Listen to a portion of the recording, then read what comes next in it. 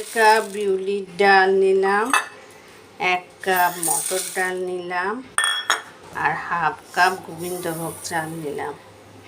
সব ভিজিয়ে রাখবো, তারপর বড়া করব।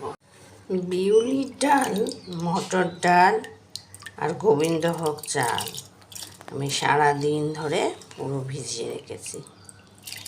পুরো একটা দিন ধরে ভিজিয়ে রেখেছিলাম। এবার বেটে নেব। ডালের মিশ্রণটা এবার আমি একটা পাত্রে ঢেলে নিলাম। একটার মধ্যে আমি একটু মৌরি গুঁড়ো, একটু জিরে গুঁড়ো, এই হাফ চামচের মতো, আর একটুখানি নুন দিয়ে দিলাম। ক্লকওয়াইজ ঘুরিয়ে ব্যাটারটাকে ফাঁপিয়ে নেব।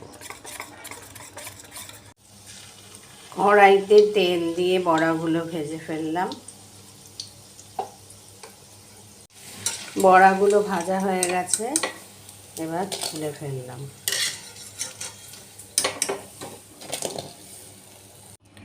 নুন চিনির জলে এবার বড়াগুলো সব ভিজিয়ে রাখবো।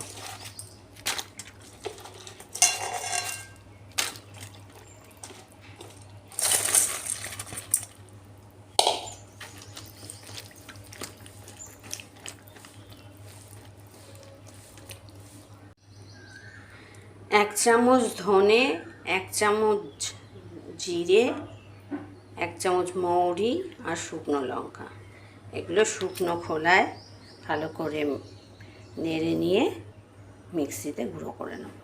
তেঁতুলের মিষ্টি চাটনি করার জন্য আমি তেঁতুলের পাল্পটা নিয়ে নিয়েছি আর 2 চামচ চিনি দিয়ে দিলাম, করে ভালো করে জাল দেব। বড়াগুলো জল থেকে তুলে ভালো করে চিপে চিপে জল নিংড়ে তুলে রাখবো। তেঁতুলের চাটনিটা আরও সুন্দর হওয়ার জন্য আমি 1 চামচ গুড় দিয়ে দিলাম।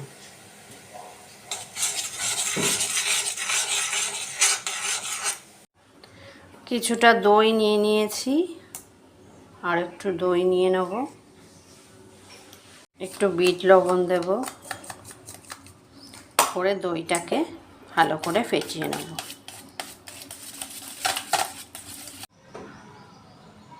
গ্রিন চাটনিটা বানানোর জন্য আমি ধনেপাতা, আদা টুকরো দুটো, একটু রসুন আর কাঁচা লঙ্কা একসঙ্গে বেটে নেব। গ্রিন চাটনিটা আমার ব্লেন্ড হয়ে গেছে, আমি একটু নুন দিয়ে নেব, করে আরেকটু ব্লেন্ড করে নেব। বড়াগুলো প্রথমে সাজিয়ে নিয়েছি প্লেটে, এরপর ফেটানো দইটা দিয়ে দেবো ভালো করে।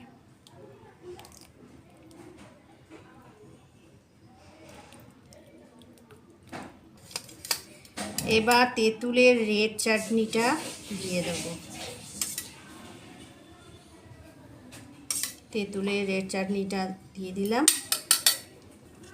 এবার ধনেপাতার গ্রিন চাটনিটা দিয়ে নিলাম।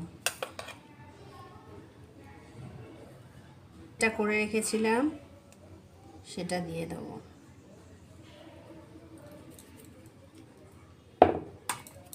এবার চিলি ফ্লেক্স একটু উপর থেকে ছড়িয়ে দেবো। লাস্টে ঝুড়ি ভাজা উপর থেকে ছড়িয়ে দেবো।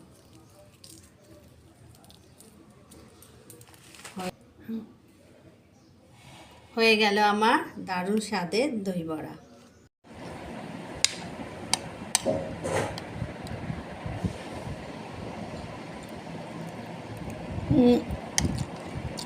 দারুণ হয়ে যায়, দারুণ দারুণ।